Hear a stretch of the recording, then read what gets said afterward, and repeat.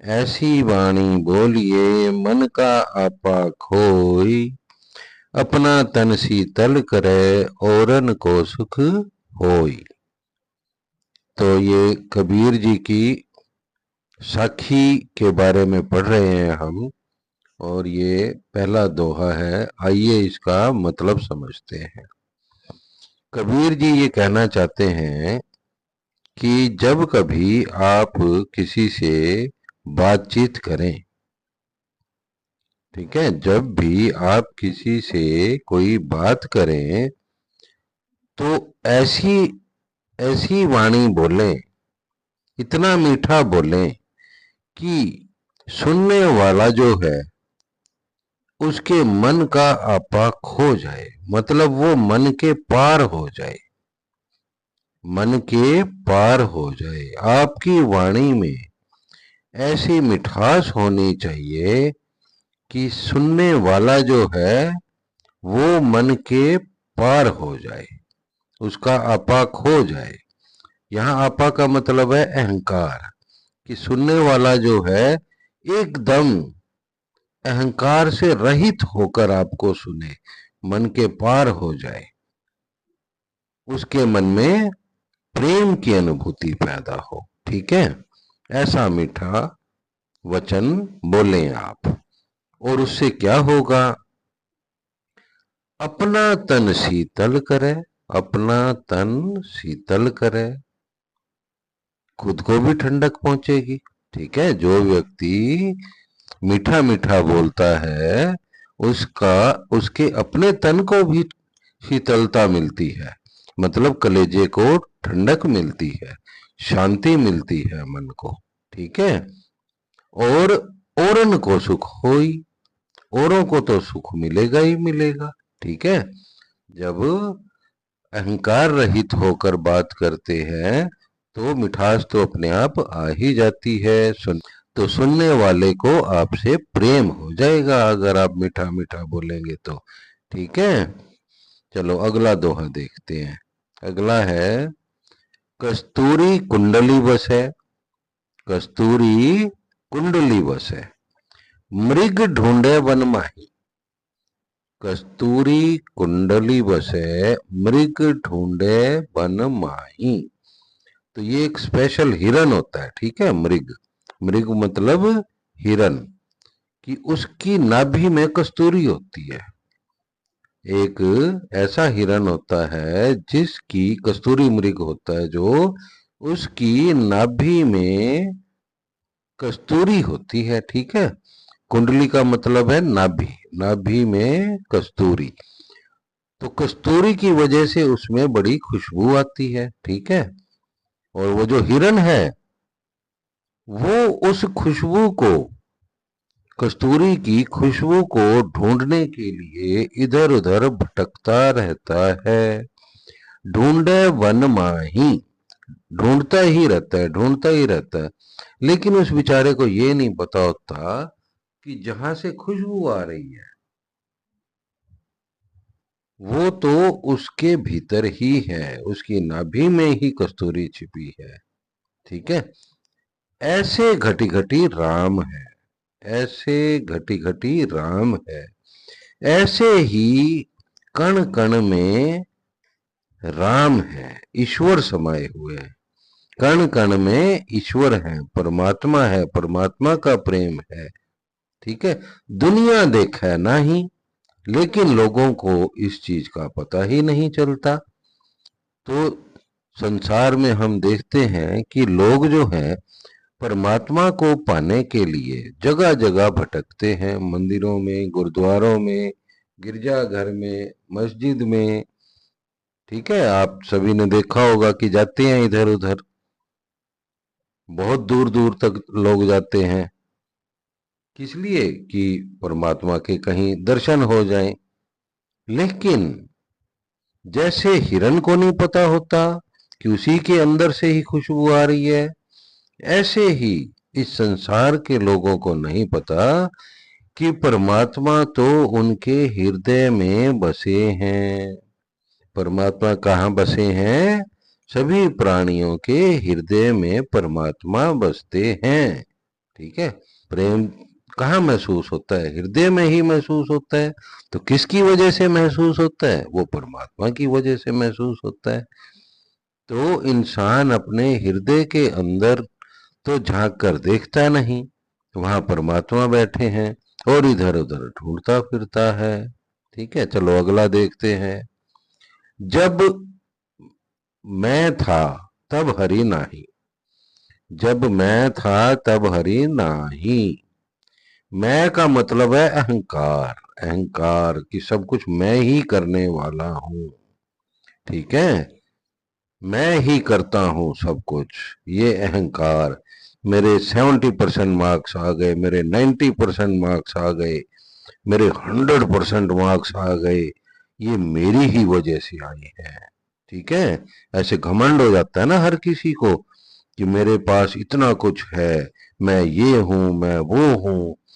तो इस मैं को अहंकार बोलते हैं। ठीक है, तो कबीर जी ये कह रहे हैं, जब मैं था, जब मेरे अंदर अहंकार था, कर्ता भाव था, तब तक मुझे परमात्मा के दर्शन नहीं हुए थे। ठीक है, क्योंकि जब अहंकार होता है तो परमात्मा वहां रुकते नहीं, जिसके अंदर अहंकार है। जहां समर्पण भाव नहीं, जहां समर्पण भाव नहीं, तो वहां परमात्मा रुकेंगे भी कैसे? ठीक है, कि आप अपने आप को देख लीजिए कि आप अगर किसी के घर में मेहमान बने और सामने वाला जो है वो अपना अहंकार ही दिखाता रहे, घमंड से ही आपसे बातचीत करे, समर्पण तो वो शो करे ना आपके प्रति कोई, तो क्या आपका रहने का मन करेगा वहां पे? जब हम ही नहीं रह सकते किसी के घर में जहां पर अहंकार भाव हो, ठीक है, तो परमात्मा कैसे रहेंगे? तो कबीर जी कहते हैं, जब मैं था तब हरि नाही, जब तक मेरे अंदर अहंकार था मुझे परमात्मा के दर्शन नहीं हुए थे। अब हरि है मैं नाही, अब हरि है मैं नाही। तो जब मैं नाही हो गया, मैं नहीं हो गया मतलब अहंकार रहित हो गया जब मैं, तभी मुझे परमात्मा के दर्शन हुए। अब हरि है तब परमात्मा के दर्शन। परमात्मा कोई दूर थोड़ी है, वो तो हमारे हृदय में ही है। अहंकार भाव से मुक्त मुक्त हुए और परमात्मा के दर्शन तो दूर नहीं, फिर वो तो हो ही जाते हैं। ठीक है, तो सब अंधियारा मिटी गया। फिर क्या होता है जब परमात्मा के दर्शन हो जाते हैं? जब अहंकार मिट जाता है तो परमात्मा के दर्शन हो जाते हैं। जब परमात्मा के दर्शन होते हैं तो मन में ज्ञान का दीपक जल उठता है। ठीक है, हमारे अंदर, हमारे मन में ज्ञान का दीपक जल जाता है जब हम अहंकार रहित हो जाते हैं। परमात्मा उस वक्त हमारे हृदय में प्रवेश करते हैं और अज्ञानता का अंधकार जो है वो मिट जाता है। चलो आगे बढ़ते हैं। सुखिया सब संसार है, खाए अरु सोवे। ठीक है, सुखिया सब संसार है, खाए अरु सोवे। तो ये एक तरह से व्यंग कर रहे हैं, कबीर जी जो हैं व्यंग कर रहे हैं कि जो संसारिक लोग हैं, बिल्कुल कामनाओं में, वासनाओं में डूबे हुए, तरह तरह की इच्छाओं में डूबे हुए, अहंकार से लिप्त, ठीक है, मोह माया में उलझे हुए लोग, क्या जिंदगी है उनकी। ठीक है, वो व्यंग कर रहे हैं कबीर जी। सुखिया सब संसार है, खाए और सोवे। बस इनको कोई काम ही नहीं, खाया पिया, लड़ाई झगड़ा किया और अपनी भड़ास निकाल ली और फिर सो गए। बस इसी में, इसी को सुख समझते हैं। जो संसारिक व्यक्ति होता है वो इसी चीज को ही सुख मान लेता है। उसे लगता है बस जीवन सफल हो गया, कि अच्छा खा लिया, पी लिया, चौधर जमा ली, घूम फिर लिए इधर उधर, बस सुखी हो गए, यही सुख है। इसके आगे कुछ दिखता ही नहीं उनको, और बस सो जाते हैं। यहाँ सोने का मतलब है कि अज्ञानता की नींद सोए हुए हैं। जो संसारिक लोग हैं, जो बहुत ज्यादा कामनाओं और वासनाओं में, अहंकार में उलझे हुए हैं, वो एक अज्ञानता की नींद सोए हुए हैं और उस अज्ञानता को ही अपना सुख मानते हैं। ठीक है, लेकिन ऐसा नहीं है, ऐसा नहीं है। कबीर जी कहते हैं कि हमारा जो जन्म हुआ है वो इसलिए नहीं हुआ कि सिर्फ सांसारिक सुखों को भोगें और फिर इस दुनिया से विदा हो जाएं। कबीर जी कहते हैं कि सच्चा सुख तो परमात्मा की शरण में ही मिलेगा। जब तक परमात्मा का आशीर्वाद ना मिल जाए, हमें हर तरफ, चारों तरफ, सभी के भीतर जब तक परमात्मा का दर्शन ना हो जाए, तब तक हमें सच्चा सुख नहीं मिल सकता। और कबीर जी कहते हैं आगे, दुखिया दास कबीर है। दुखिया दास कबीर है, इनका मतलब है कि जो खोजी लोग हैं, जो खोजी लोग हैं, जिनको कम से कम इतना तो पता चला कि सच्चा सुख क्या है, जिनको ये लगता है कि सच्चा सुख परमात्मा की शरण में जाने से मिलेगा, तो वो कहते हैं दुखिया दास कबीर है। ऐसे खोजी लोग दुखी हैं। क्यों दुखी हैं? जागे अरु रोवे। वो जागते हैं और परमात्मा की याद में रोते हैं, विरह की आग में रोते हैं कि हे प्रभु, आपने हमें अपने से अलग कैसे कर दिया, अब हमें आप अपने आप में समा लीजिए। ऐसी उनकी कामना है। तो दुखिया दास कबीर है, जागे अरु रोवे। तो जो खोजी लोग हैं, जो इस परमात्मा के दर्शन के लिए लालायित हैं, परमात्मा को पाना चाहते हैं, उनको पता है कि सुख, महासुख कुछ और है, वो परमात्मा की प्राप्ति के बिना नहीं मिल सकता। तो वो बेचारे तो जागते हैं और उनकी याद में रोते हैं।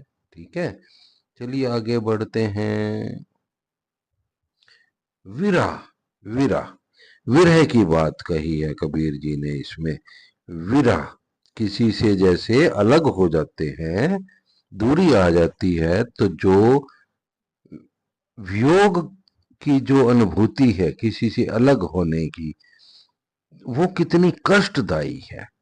ठीक है, जैसे मान लीजिए कि चलो आपस में यारी दोस्ती में अक्सर ब्रेकअप चलता रहता है। ठीक है, ब्रेकअप हो जाता है ना, तो किसी किसी का तो एक्सपीरियंस होगा, तो वो इस भांति को और अच्छे से समझ सकते हैं। जब किसी से ब्रेकअप होता है तो कैसा लगता है, ऐसा लगता है दुनिया ही खत्म हो गई जैसे।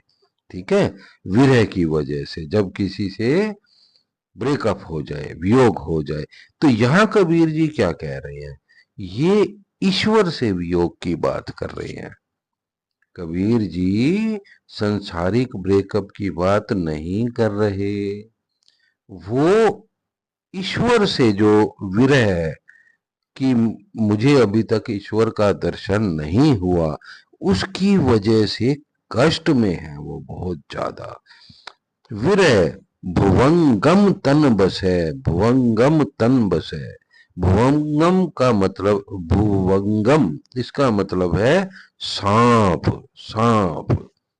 तो उनको लगता है कि जैसे मेरे शरीर में सांप ही सांप बस गए हैं, जहरीले सांप। बेचैनी ही इतनी अनुभव होती है उनको। सांप बेचैनी से चलता है ना, जैसे एक बेचैन आत्मा, अतृप्त आत्मा, सांप का ये मतलब है कि गहरी अतृप्ति का भाव, विरह का भाव बसा हुआ है मन में कि परमात्मा से अलग है अभी। तो ऐसा महसूस होता है जैसे तन में, हमारे शरीर में पता नहीं कितने नाग घुसे हुए हैं और सारे के सारे बेचैनी पैदा कर रहे हैं। मंत्र न लागे कोई, मंत्र न लागे कोई, इलाज कोई मिलता नहीं। तो जो सच्चे खोजी की मानसिक स्थिति है वो ऐसी ही होती है। ठीक है, कबीर जी कहते हैं कि ईश्वर के विरह में जो है ऐसा महसूस होता है कि जैसे शरीर में पता नहीं कितने बेचैन नाग घुसे हुए हैं, और कोई मंत्र काम नहीं करता, कोई झाड़ फूक काम नहीं आती। राम वियोगी ना जिए, राम वियोगी ना जिए। परमात्मा से जो अलग हो गया वो जी नहीं पाता, मेरी वो स्थिति है। जीवे तो बोरा होई, जीवे तो बोरा होई। बोरा मीन्स पागल हो जाना। कि जो प्रभु का खोजी है, प्रभु के प्रेम का प्यासा है, जब उसे प्रभु का प्रेम नहीं मिलता तो उसे लगता है कि ये जीना भी कोई जीना है, और अगर जीता भी है तो वो पागलपन में जीता है, वो उसे अच्छा महसूस नहीं होता। चलिए आगे बढ़ते हैं। निंदक नेड़ा राखिए, निंदक नेड़ा राखिए। निंदक का मतलब होता है बुराई करने वाला। कबीर जी कहते हैं बुराई करने वाले से बचो मत, उसको अपने नजदीक रखो। आंगनी कुटी बंधाई, बल्कि उसको अपने तो घर के आंगन में ही उसकी कुटिया बना दो कि भाई साहब आप तो बैठे ही रहो यहाँ पे, हमारी बुराई देखते रहो। ठीक है, कि अपने आप तो इंसान को कई बार नहीं पता चलता कि हमारे अंदर क्या बुराई है, और कोई देखने वाला है, फ्री में देखने वाला मिल गया। तो कबीर जी कहते हैं इससे ज्यादा अच्छी बात, भली बात क्या होगी। निंदक नेड़ा राखिए, आंगन कुटी बधाई। ऐसे व्यक्ति को, क्रिटिसिज्म करने वाले को अपने नजदीक रखो, उससे हमें अपनी बुराई पता चलती रहती है। ठीक है, और ऐसों को तो अपने आंगनी कुटी बंधाई, रोज बुलाओ उनको, चाय पिलाओ। ठीक है, चाय पिलाओ, और फिर वो आपकी कोई ना कोई कमी निकाल लेंगे। तो और आप अपनी कमी दूर करो फिर। ठीक है। बिन साबन पानी बिना, बिन साबन पानी बिना, निर्मल करे सुभाई। ऐसे निंदक हैं जो वो हमारी कमी बता बता कर हमें निर्मल कर देते हैं, बिना साबुन और पानी के। ठीक है, तो भाव ये है कि जब कोई व्यक्ति जो सच्चाई से, ऑथेंटिक तरीके से जीने वाला व्यक्ति होता है, तो वो अगर किसी से अपनी बुराई सुनता है तो वो बुरा नहीं मानता। ठीक है, उसको क्रोध नहीं आता, बल्कि वो अपनी जांच परख करता है कि क्या ये बात सही है, क्या मेरे अंदर ऐसे विकार हैं, और अगर हैं तो वो दूर कर लेता है उसको, उसकी तो मौज हो गई। ठीक है, तभी वो कहते हैं कि निंदक नियरे राखिए। चलो आज के लिए इतना काफी है। ठीक है, थैंक यू, जल्दी ही मिलेंगे फिर।